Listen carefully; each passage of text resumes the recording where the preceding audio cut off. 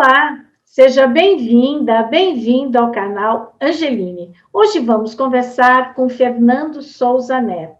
Fernando é um dentista que decidiu mudar completamente o estilo de vida depois de ter feito uma peregrinação por uma praia do Rio Grande do Sul.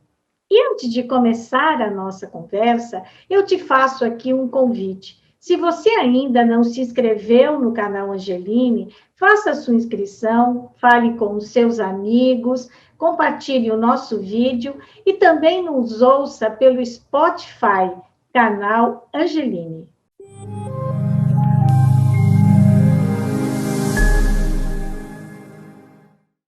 Fernando Souza Neto, é um prazer recebê-lo aqui no canal Angeline. Muito obrigada por ter aceitado o nosso convite.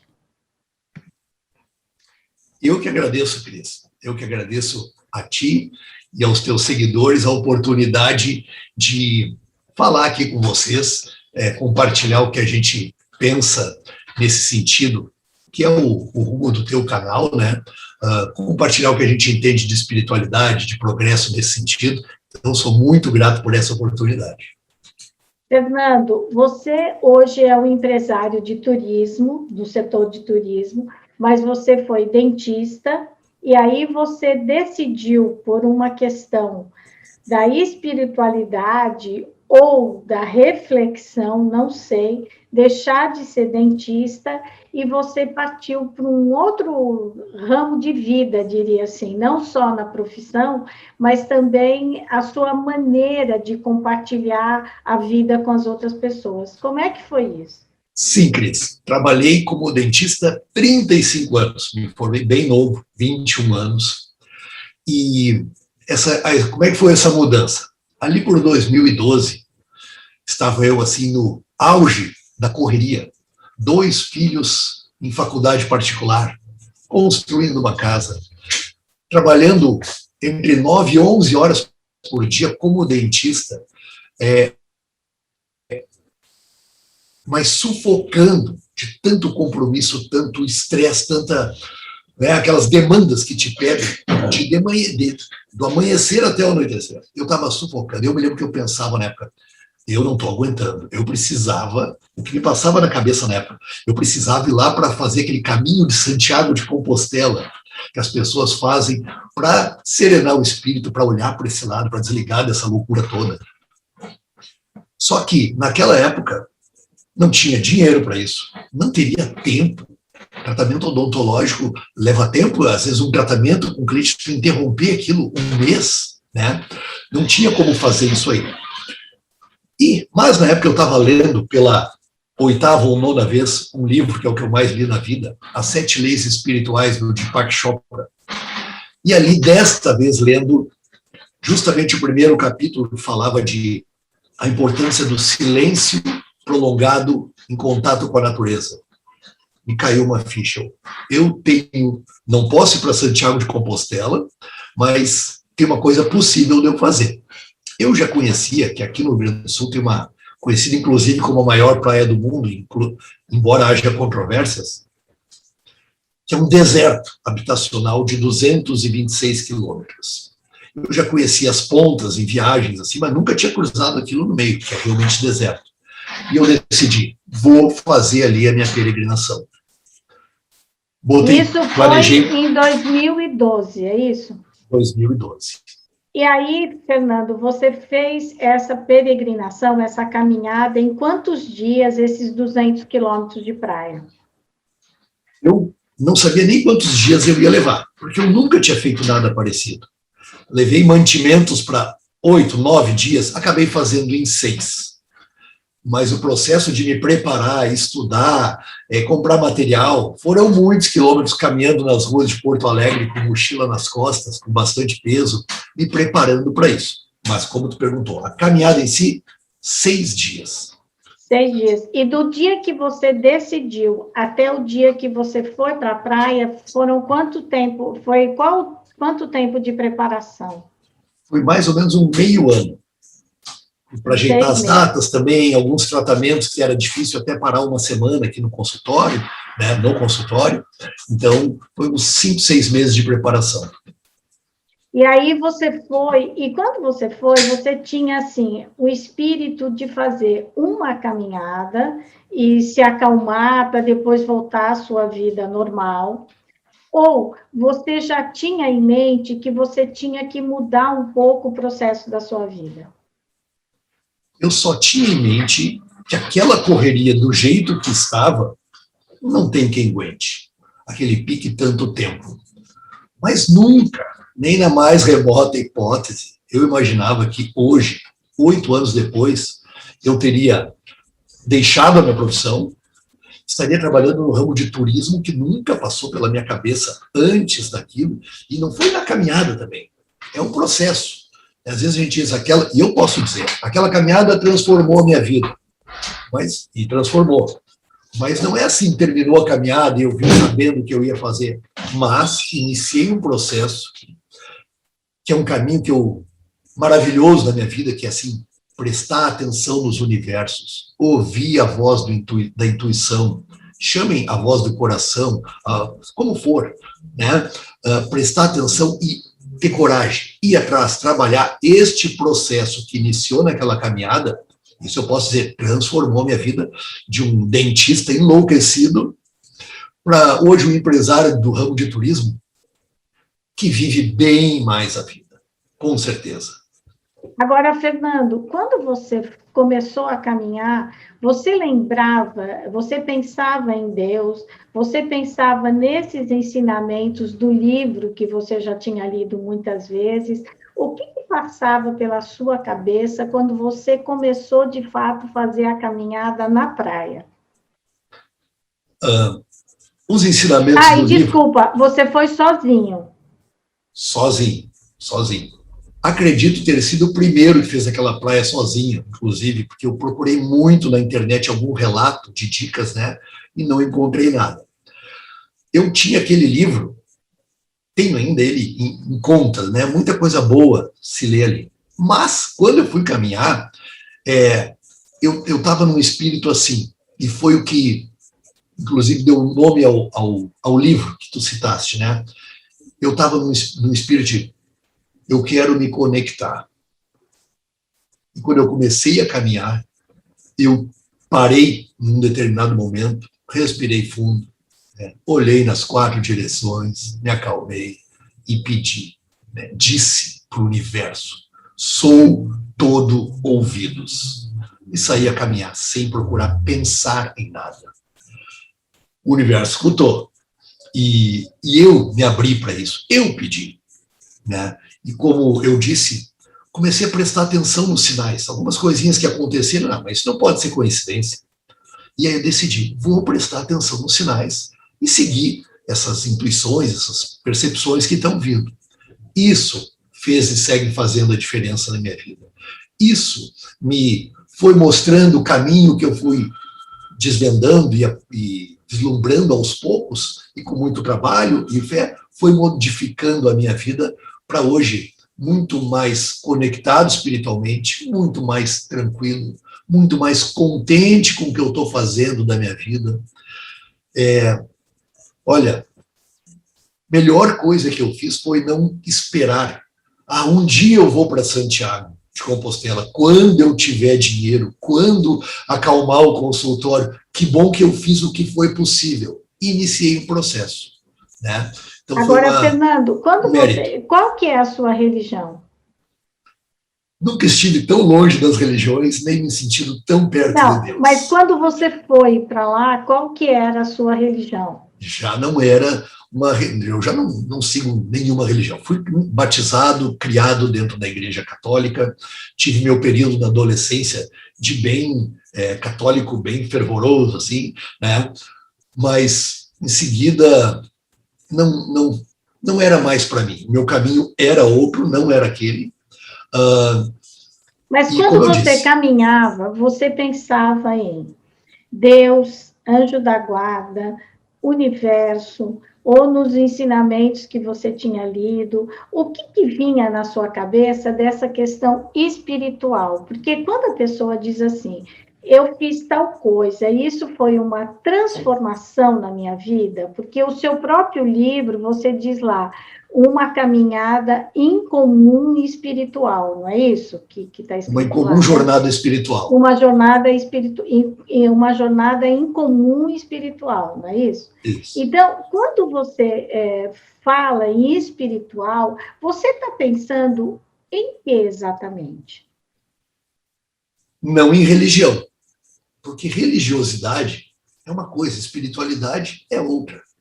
Religiosidade mora no cérebro, nos conceitos, no que tu entende, no que alguém te disse, nas regras que criaram, mora no cérebro. Espiritualidade não mora na mente, mora no espírito. Se eu consigo me conectar a isso, ao meu centro, que não passa necessariamente, não é que não passa necessariamente, até atrapalhado muitas vezes pela mente, pelo pensar na coisa, se eu consigo me conectar no silêncio, silêncio une todas as religiões, o ficar em silêncio.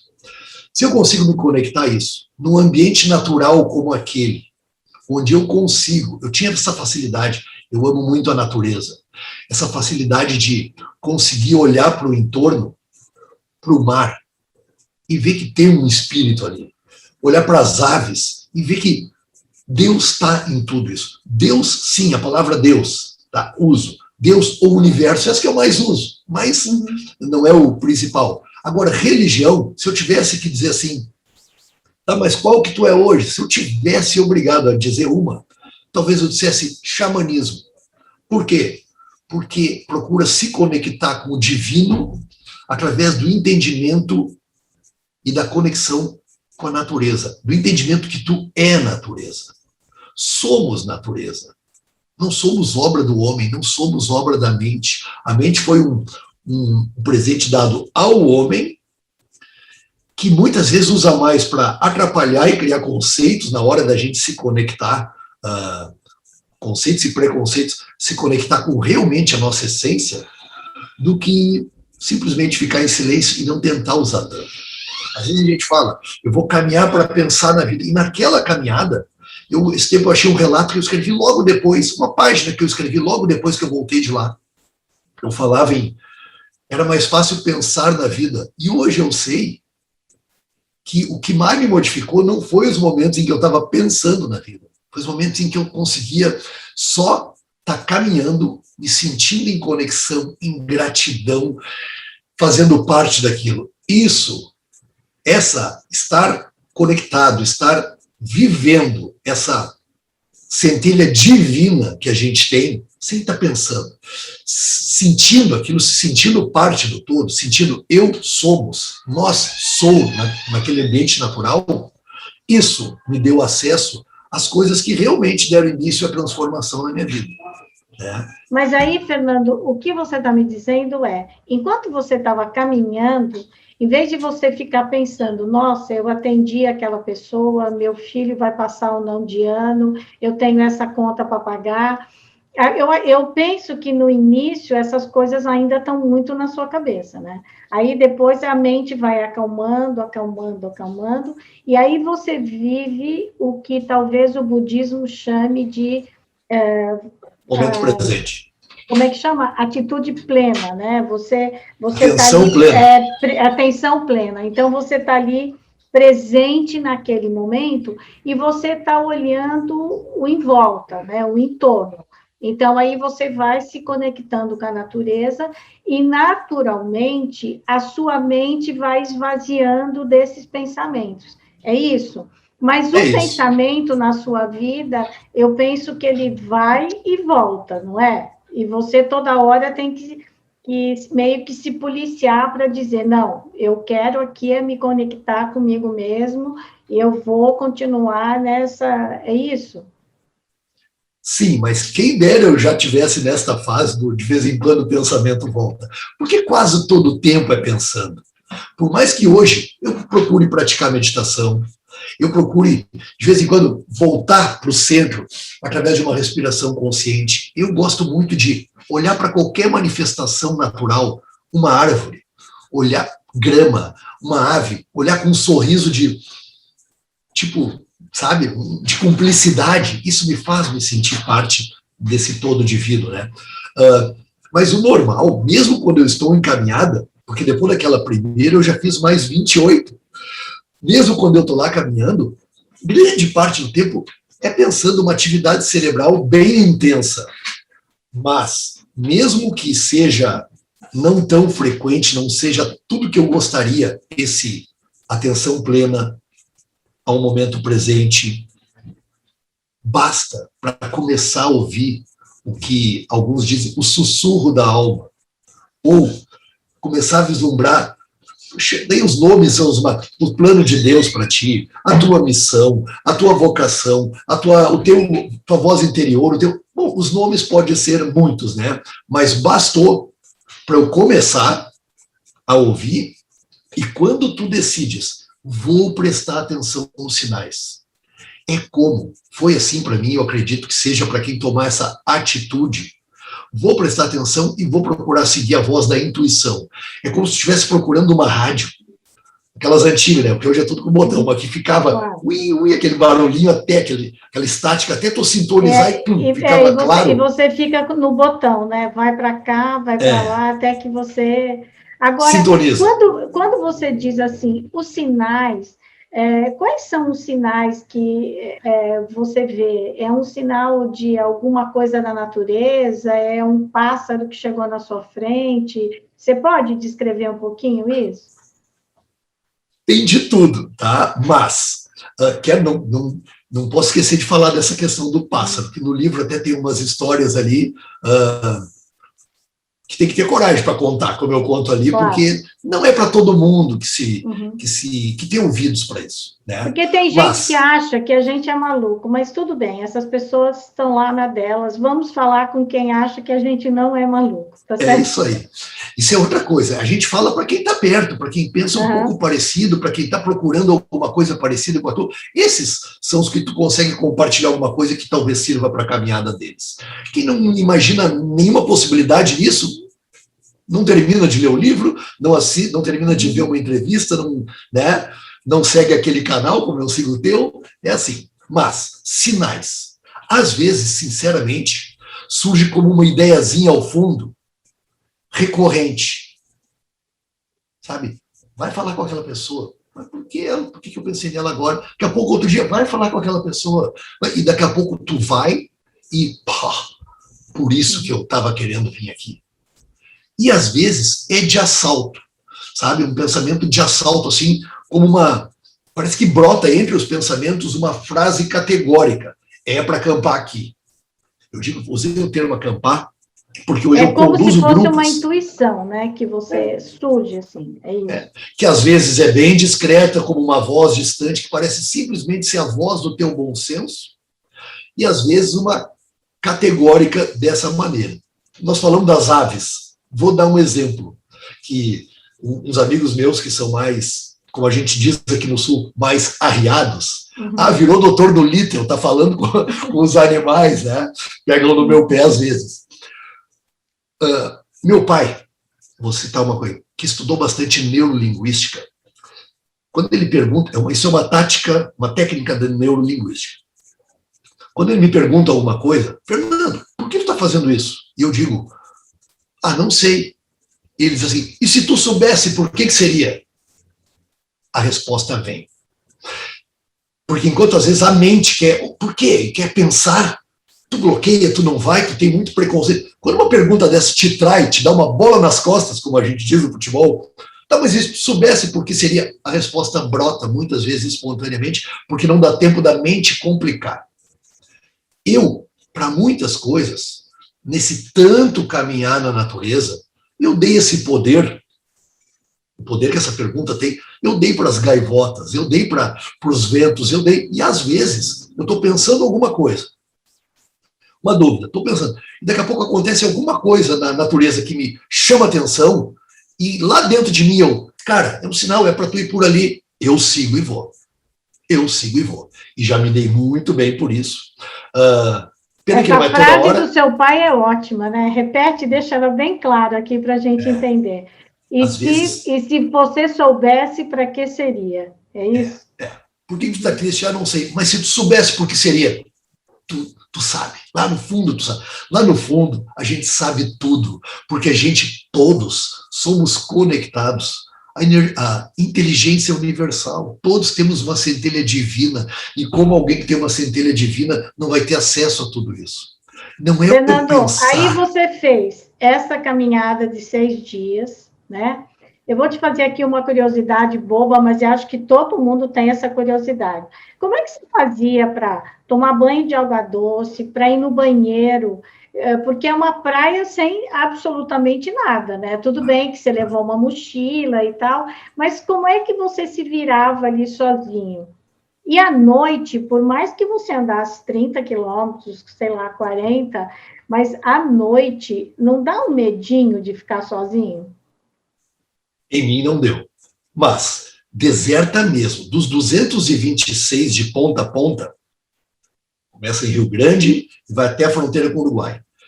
Tu caminhou 10 quilômetros, o próximo armazém está a 201 quilômetros. Tem que ser bem planejado. Não pode faltar nada. Né? E tu não pode levar sobrando, porque vai tudo nas tuas costas. Então tem que ser realmente bem planejado. Banheiro é como se faz em todas as trilhas. Lá não tem mato, mas tem as dunas, né? Vai para trás das dunas, em terra, como se faz. Água. A maior preocupação de quem faz ali não é nem o banheiro, nem o acampamento. É água, não tem uma torneira para tu pegar água. Então tu tem que ir pegando água aqui chama arroios, em outros lugares chama riacho, igarapé. Nos pequenos arroios tem que coletar água, purificar com clorinho, né? E para tomar, todo dia tem que ir colhendo. Não pode colher muita também, porque tu tem que levar nas costas, então tu tem que fazer dessa média, tem que ser bem pensado nesse sentido. Mas essa conexão, essa coisa de estar deitado no chão, bebendo do arroio, exposto ao vento, ao sol, sempre olhando para isso, é poderoso, no sentido de te deixar mais humilde, porque é grande, e tu é muito pequeno ali, e te conectar. Tem um livro que eu gosto muito também, que é Pés Nus sobre a Terra Sagrada. É uma compilação de discurso dos chefes das grandes nações americanas, dos nativo-americanas, os discursos deles para o presidente dos Estados Unidos da época. Então, compilaram esses discursos. E tem um discurso do chefe Luther Urso em Pé, que ele fala disso. Né? Nesse discurso, ele fala: os Lakotas eram sábios, eram amantes da natureza. E ele vai descrevendo que essa relação, que os velhos sábios gostavam de andar com os pés nus sobre a terra sagrada. E ele fala que essa proximidade à natureza te torna sensível, capaz de perceber sinais invisíveis. Ele descreve isso. Esse livro eu li depois da minha caminhada, mas quando eu li, cara, é isso. Deixa eu aproveitar o gancho e falar uma coisa dessa caminhada que foi uma das coisas que as pessoas ficam assim, será? Né, quando leem o livro. Um dia eu calculei mal e fiquei sem água. Calculei mal. Cheguei no último acampamento do dia, com menos de 1 litro d'água, tendo que preparar o meu macarrão instantâneo, tomar o meu anti-inflamatório que eu já estava precisando, matar a sede. De manhã era para fazer um outro macarrão instantâneo e eu estava com 1 litro d'água. Sei que no outro dia de manhã eu comecei a caminhar com um restinho d'água. E apavorado. Onde eu vou achar água? E não achava, procurando. Sabia que se eu precisasse, caminhasse em direção oeste, 6 quilômetros, tem uma lagoa. Mas 6 quilômetros para ir, 6 para voltar, eu estava bem aflito porque cheguei a caminhar com sede. De repente, porque se você fosse nesses 6 quilômetros, você sairia do seu percurso, é isso? Teria que dobrar de direita e até a ponta e voltar para a praia. Tá. Daqui a pouco, Cris, me veio eu olhei lá para frente e a duna, como qualquer outra, uma sensação. Lá vai ter água. Um palpite. Lá vai ter água. E fui indo. Eu cheguei lá, não tinha água. Não tinha nenhum arroio. E eu assim, cara, mas não pode. Uma sensação de aqui tem água grande, sabe? Eu subi a duna, e atrás da duna tinha uma poça represada de água transparente da chuva. Quando eu vi aquilo, eu me arrepiei. Como eu soube? E naquele momento, daí o ego, né? Tô desenvolvendo poderes. Tô virando um xamã das fontes escondidas, como eu botei no livro. Dei um pensamento de assalto, assim, me botou no meu chão. Cara, não te acha, porque qualquer animal com o cérebro do tamanho de uma bola de ping-pong sabe achar água na natureza. O homem com um cérebro deste tamanho privilegiado perdeu o contato com a terra, com a mãe terra, e não acha nem se esfregue na cara dele. Então, isso que falava o chefe Luther Urso em Pé, isso que eu vivi ali, né, evidencia, assim, o que eu vivo hoje. Esse proximidade com a natureza, te sentindo realmente parte, sabe? Ecologia profunda, não é vamos poupar a natureza para não faltar para nós. Vamos poupar a natureza porque ela tem direito de estar ali tanto quanto eu, sabe? O chefe Seattle também tem um discurso muito lindo. O que fizer a terra, tu está fazendo aos filhos da terra, né? Muito, muito bonito nesse sentido. Então, isso que foi a minha forma de conexão é o que eu busco hoje e é o que eu acabei, voltando um pouquinho, qual foi a virada, como é que eu virei empresário do turismo. E hoje eu procuro propiciar às pessoas esse tipo de experiência. Porque para quem eu falava, Cris, todos diziam, mas eu quero isso, eu preciso, mas tenho medo de fazer sozinho, mas não tenho preparo físico. E daí começou lá longe uma intuiçãozinha, uma ideia. Cara, quem sabe? Mas, Fernando, quando você termina esse... Eu só queria fazer antes uma pergunta, que é o seguinte, quando você estava caminhando, e aí você vai ao banheiro, você faz as suas necessidades, você toma banho, você come, você dorme. Essa satisfação dessas coisas físicas, elas te dão uma alegria, um bem-estar, que eu acho que a gente não pode comparar nada, né? Que é a mesma coisa assim, quando você come e diz, matei o que estava me matando. Você pode estar com muita sede, não é nenhum refrigerante que te mata a sede, é a água. Sim. Quando você está com sono, você tem que dormir, quando você quer ir no banheiro, você tem que dormir. E isso, o que acontece? Você se sente melhor, né? Você encontrou esse prazer físico também nessa caminhada? Sim, existe. Pena que eu não procurei antes para conversar, para falar isso, mas existe um índice que mede, assim, qualidade de vida, o tempo de exposição à natureza, sabe? Falam nisso hoje, e a gente tem isso. Foram muitos milhares de anos de evolução na rua, na natureza, pegando o sol, vendo o sol dia e noite acontecer, essa transição, vendo o nascer do sol, e daqui a pouco a gente parece que não faz mais parte da natureza. Algo lá dentro que é isso. Mas tem uma outra coisa que eu percebo, porque eu aprendi muito comigo, e agora eu tenho a oportunidade de aprender com os que eu levo junto para caminhar, que já foram centenas de pessoas, e a gente conversa e ouve deles. E tem uma outra coisa que eu vejo que as pessoas não conhecem mais. Curtem essa parte de estar lá no tempo, na chuva, na coisa, dormir no chão, do beber do arroio. Isso dá muita satisfação, mas tem outra coisa que as pessoas se encantam, que é o seguinte, não estar conectado, é estar offline, que é o que me levou para lá. Não fugir da tecnologia, mas a gente está offline das demandas do filho, do vizinho, do pai, sabe? Lá dentro de todo mundo, entendo eu, tem sempre uma voz querendo falar, tipo, Fernando, já passou a tua fase disso. Tu já podia estar fazendo outra coisa, isso não cabe mais para ti. Ou, Fernando, e aquele sonho de infância que tu disse que um dia e nunca mais te lembrou? Agora, como ouvir esta voz se a gente acorda? Meu Deus, estou atrasado.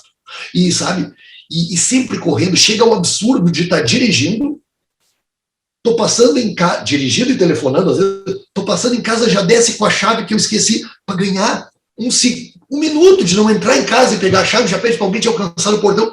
E isso não é um dia, Cris. É 10 anos, é 15 anos nessa correria. E daí a gente entra, além de tudo que já tem, tu entra no celular para ver uma mensagem que tu queria, já tem um sinalzinho, quando tu vê, ficou 1 hora no celular e menos o que tu queria fazer, porque uma coisa vai puxando outra. Quando a gente está lá, sem isso, e passa um dia, 2, e ficam as pessoas falando assim, todos numa mesa, se olhando, e ninguém assim num canto, olhando mensagens, isso as pessoas dão muito valor. Tem uma pessoa, Margarete Jobim, ela já fez 9 vezes a caminhada. A 10ª eu dei para ela. Não, a próxima tu vem junto, né? Eu te convido. Ela fez 9, ela definiu muito legal. Uma coisa que ela disse: Fernando, toda vez eu digo que eu não vou vir mais. Mas passa 2 meses, 6 meses, eu sinto uma saudade de mim que eu tenho que vir, sabe? E é por aí. Agora, se afastando. Fernando, quantas pessoas elas resolvem, então elas vão fazer essa caminhada? Necessariamente, assim como você não foi para Santiago, necessariamente as pessoas não precisam fazer esta caminhada da praia, certo? Elas podem fazer outras caminhadas. O que é importante para que a pessoa comece a refletir com ela mesma, não é aquela caminhada diária que a gente faz, que é muito bom para a cabeça também, é muito boa para o físico, mas ela não dura mais que 1 hora no máximo, e você dali está pensando, não, eu vou fazer isso, vou fazer aquilo, pronto, você fez aquilo, pode até te acalmar por um momento, mas não é desse tipo de caminhada que nós estamos falando. O que você recomenda para quem te ouvindo fala, nossa, olha, é isso que eu estou precisando? Não é para todo mundo, né, Cris? Não, para começar, às vezes a sim, pessoa, ela não tem uma semana, ela não tem dinheiro, ela não tem com quem deixar o filho durante vários dias. Então, o que você recomenda, assim, para que ela comece a sentir esse gostinho e dê uma acalmada e comece a se ouvir um pouco? Tem pessoas que, buscando isso, escolhem o caminho de, por exemplo, no budismo se usa muito, fazer um retiro de meditação e ficam 7 dias em posição de lótus dentro de uma sala. Para ele é um bom caminho. Tem pessoas que gostam de fazer de peregrinações, às vezes de cunho mais religiosos, né, que termina numa igreja, numa missa, pega, né? Que tem o caminho da fé, o caminho da luz, tem vários caminhos. Né? Vários, né? Muitas vezes eu tinha bronca da palavra peregrino, porque como eu estava muito afastado das religiões, e para mim rimava com religião, né? Até eu achar no dicionário, peregrino, aquele que empreende longas caminhadas em busca espiritual. Oba, me achei. Para mim basta esse conceito aí. Para quem, ouvindo isso que a gente está falando, cara, para mim me serve. É o meu perfil caminhar na natureza. Uma longa dessas, claro, não é para quem, sabe, tem tanta caminhada legal.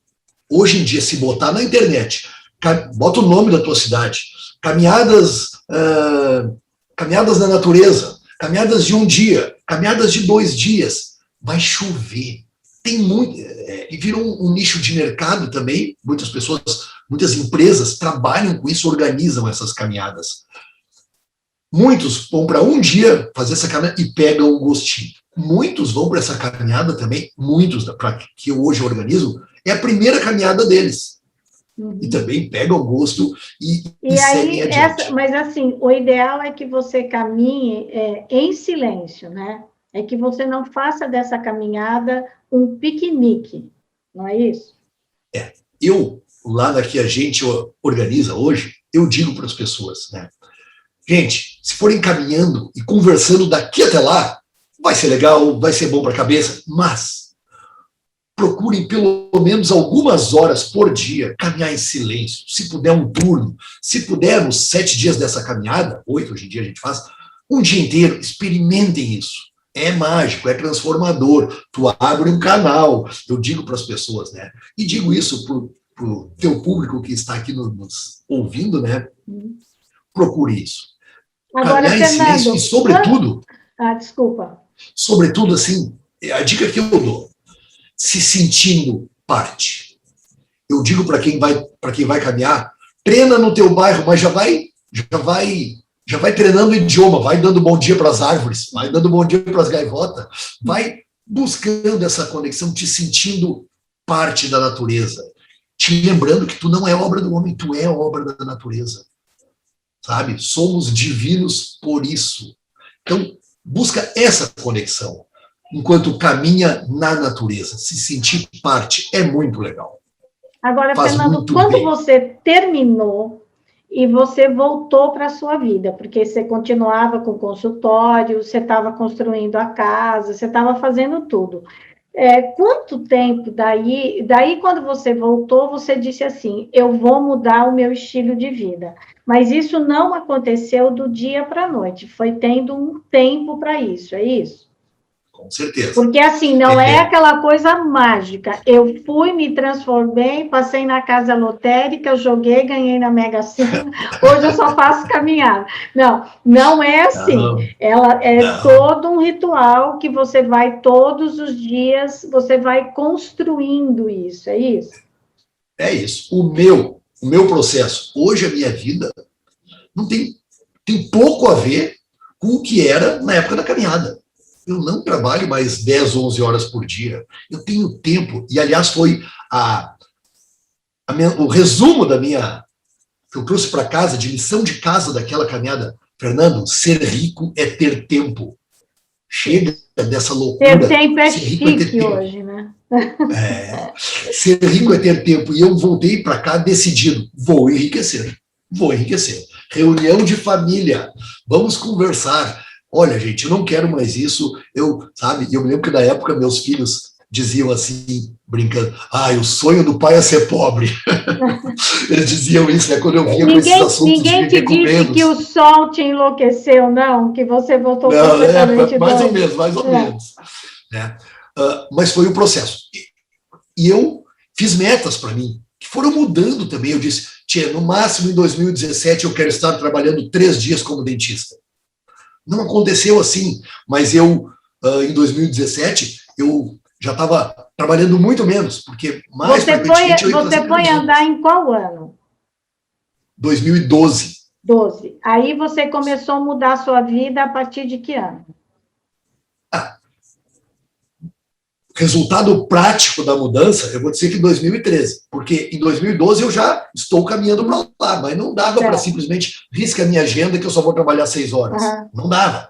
Né? Mas comecei, fiz um curso de especialização pensando em diminuir minha carga horária sem diminuir os ganhos na mesma proporção na época. Eu era o mais velho de toda a turma e de todos os professores, quando eu voltei da caminhada.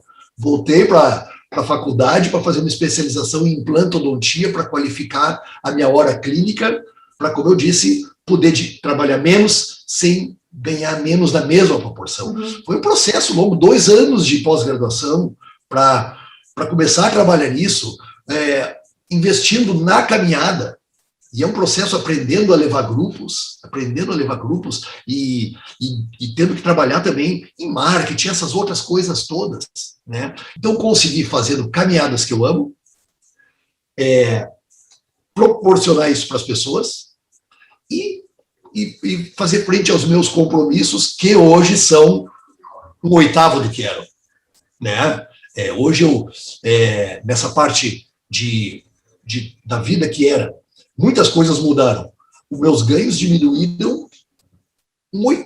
Hoje eu ganho 1/8 do que eu ganho, por exemplo. Mas eu estou 10 vezes mais feliz.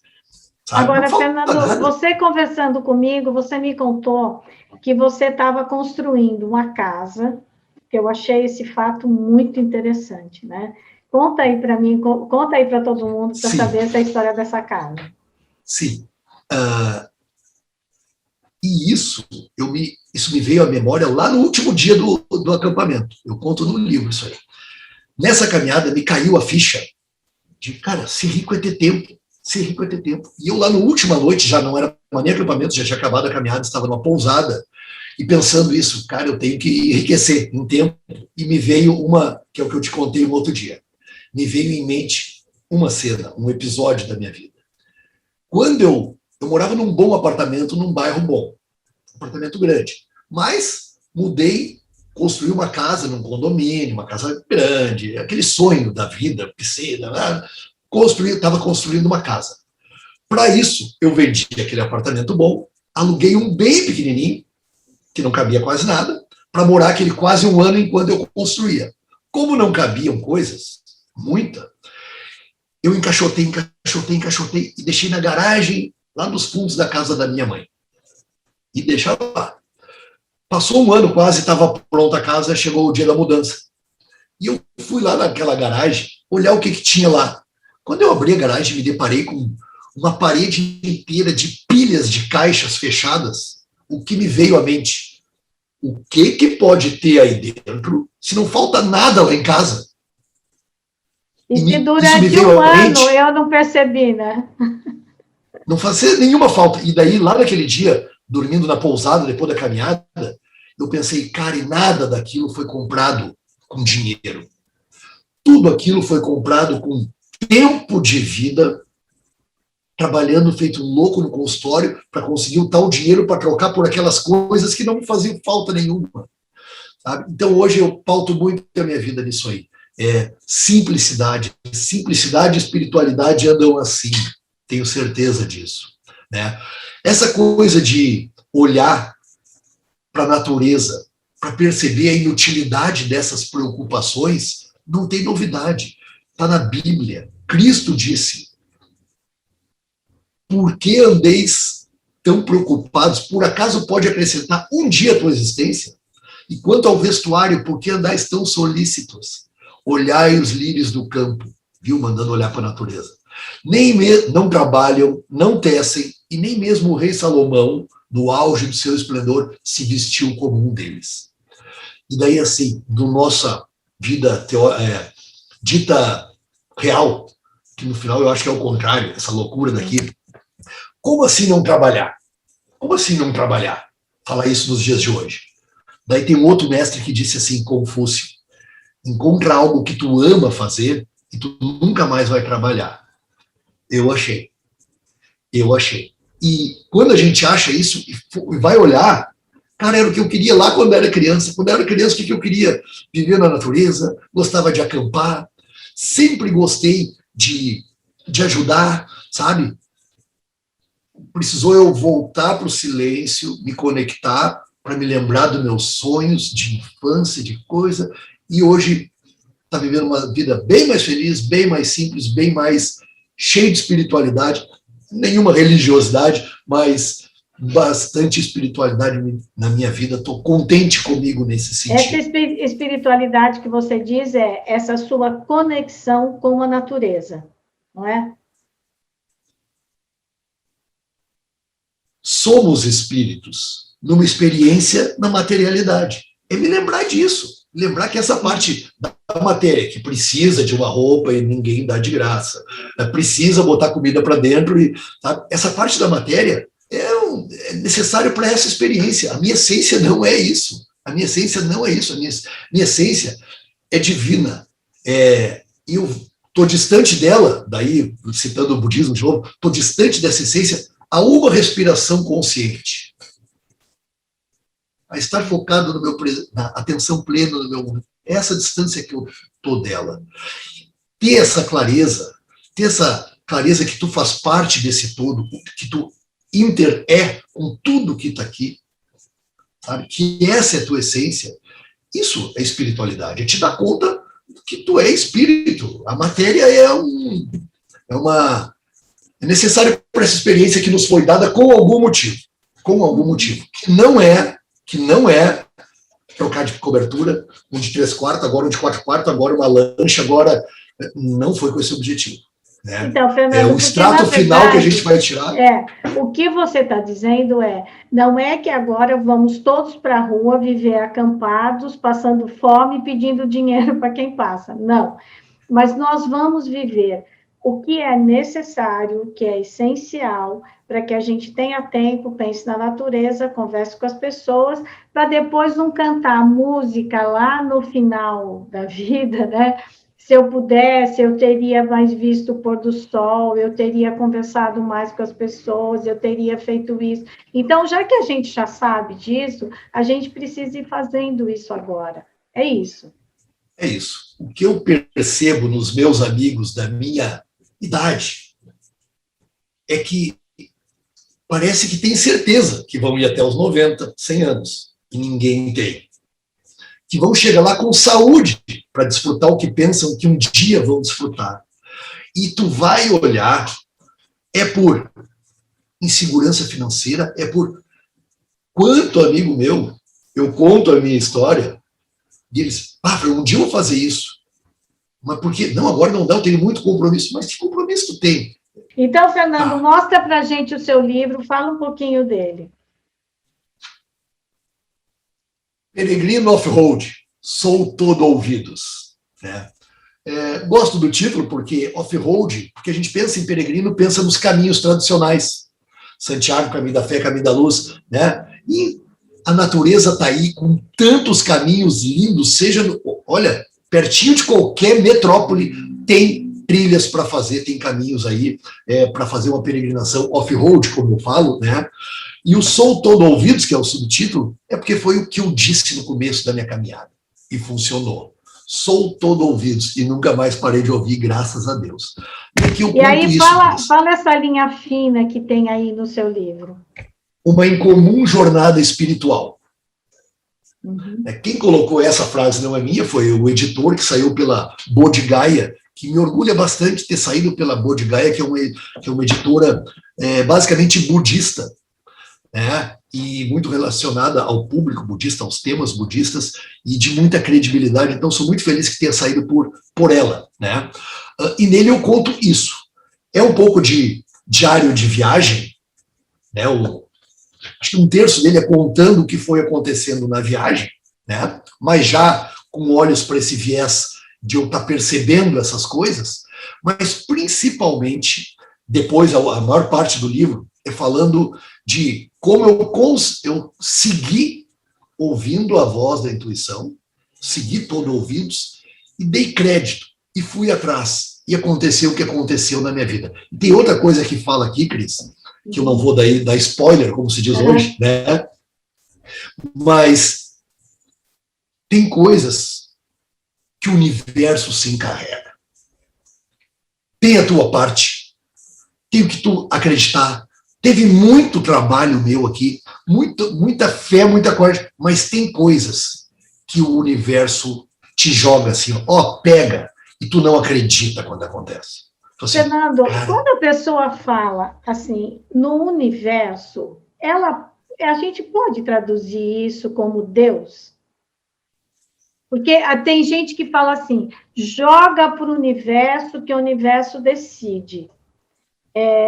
E tem gente que diz, não, peça a Deus, fale com Deus. Para você, o universo e Deus, eles estão ali no mesmo patamar? É a mesma coisa? Sabe que toda palavra, tu fala casa e lar, parte diferente. A palavra lar pode ser usada igual, lar e casa? Pode, mas bate diferente. Certo. Bate diferente. Porque o lar Deus, é como se fosse dentro da casa, que é o tijolo onde você habita. E residência já é diferente de casa, sabe? São a mesma coisa, mas bate diferente em cada um. Deus, ainda mais para quem foi criado dentro da católica, e para muitas, tem uma coisa de um ser onipresente, tá bom, vou te conceder. Sabe? Pedir para Deus e Deus me deu, Deus que é o melhor para todos sempre. Hoje, para mim, me cabe mais a palavra, serve Deus? Tu perguntou se serve. Serve.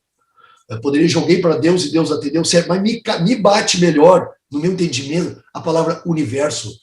E toda essa orquestração maravilhosa dessas bilhões de galáxias e tudo que acontece. E ele atende. Só que atende, outra coisa é muito que a gente aprende, não diz como é que tu quer.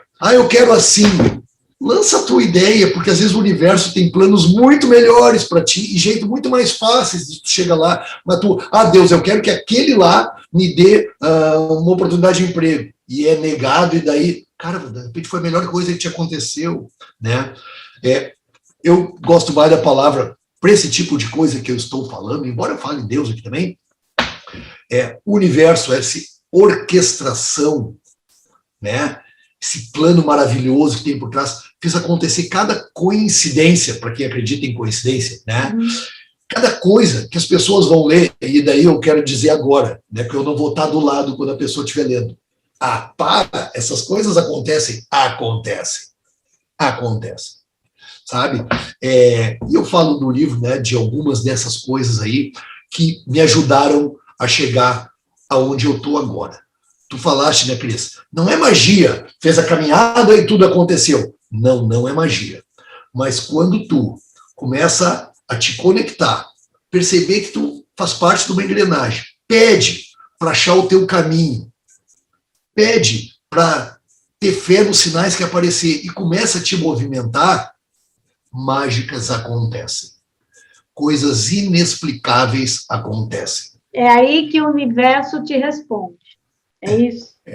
Um sinal, um outro autor, Siri Prembaba, ele tem um livro, O Propósito, ele diz uma coisa que eu assino embaixo. Um sinal que tu tá num caminho, num bom caminho, sabe, que é a absurda sequência de coincidências e sincronicidades, é muito em voga essa palavra, sincronicidades, que vão acontecer para te ajudar nesse caminho, sabe? Do nada aconteceram coisas que, olha, ainda bem que eu dou o nome completo para as pessoas aqui, né, as envolvidas, porque tem coisas difíceis de acreditar. Tem coisas difíceis e acontecem, essas coisas acontecem. Magia não é para iniciado, é para qualquer um que achar o seu fluxo no universo e parar de nadar contra a correnteza, né? E esse sentido da correnteza eu busco na minha conexão com a natureza. Entender esse sentido, o que é o melhor para mim. Fernando, você gostaria de dizer alguma coisa que eu não te perguntei? Eu acho que tu me perguntou e me estimulou a falar tudo que eu queria falar, Cris. Vale a pena ser todo ouvidos, vale a pena acreditar na intuição, e quanto mais tu acreditar, mais te movimentar nesse sentido, mais vai acontecer essas coisas de sincronicidade, coincidências, e tu vai entendendo melhor o que é para tu fazer, sabe? Quando tu achar esse teu caminho também, né, que tu, cara, é aqui, era isso. Por isso que eu estava tão estressado, tão atacado. Não era para eu estar fazendo aquilo. Por isso que eu estava tão descontente na minha vida. Eu digo assim, aquela criança que tem lá dentro de ti vai te dar um sorriso maravilhoso, sabe? E é assim que eu me sinto. E é assim que eu me sinto hoje com o que eu estou fazendo, com o que eu estou fazendo desse tempo que eu tenho aqui nessa experiência na materialidade. Fernando, mas isso, assim, a sua caminhada é maravilhosa, literalmente, né? A caminhada da praia, depois a sua mudança de vida, mas tem muitas pessoas hoje que elas fazem o que elas gostam. Talvez o que essa caminhada possa proporcionar é que ela faça isso com mais parcimônia, com moderação, que ela não pense tanto em ter, em vez de ter uma casa, ter um casarão, em vez de ter um carro, ter um carrão, em vez de fazer uma viagem maravilhosa, tem que fazer a viagem no hotel mais caro, no lugar mais caro, no avião mais caro. Então, se talvez ela continuar fazendo a vida dela, que não vai todo mundo mudar de profissão e fazer outra coisa, mas se ela fizer isso com mais consciência, isso também a pode fazer muito feliz, não é? Com certeza, com certeza. E quanto a isso, eu conversando uma vez com um amigo nesse tema, mas eu faço o que eu gosto, eu já faço o que eu gosto. E eu fiz uma pergunta para ele. E essa pergunta ajuda, às vezes a gente... e se tu ganhasse 30 milhões na loteria, amanhã o que tu faria? Tu estaria lá trabalhando? Claro que não, né? Nunca mais. eu estaria fazendo caminhadas ainda, sabe?